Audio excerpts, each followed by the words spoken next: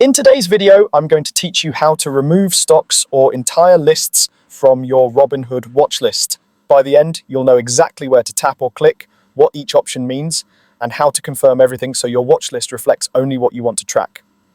First, log into your Robinhood account on the web or in the app. Make sure you're using your own secure connection, and if you're on mobile, confirm you're signed into the correct account before you proceed.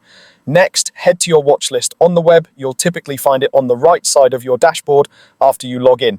If you're using the app, open the account tab, then go to spending and then lists. Depending on your app version, the exact labels may vary slightly, but you're looking for the place where your watch lists live. If you have multiple lists, select the specific list you want to adjust. Now find the stock you want to remove. You can scroll through the list or use the search bar to locate it faster.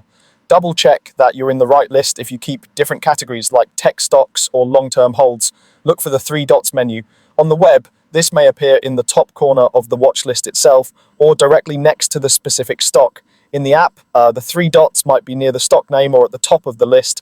This is your More Options menu, and it's where you'll make your changes.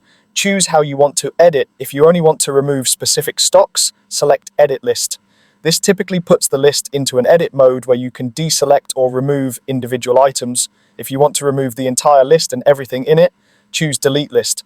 Keep in mind that deleting a list is a bigger action, so pause for a moment to make sure that's really what you want. Removing a stock from a watch list does not sell your shares, it only affects what you see. Finally, confirm your changes. You may see a Save Done or Confirm prompt. Once you accept, the stock will be removed from your watch list or the list will be deleted altogether. Give it a second to refresh and you should see the updates immediately. That's it. You've cleaned up your watch list and kept your tracking focused. If you ever change your mind, you can always add the stock or recreate the list later. Thanks for watching and keep your portfolio tools tidy so you can focus on what matters most.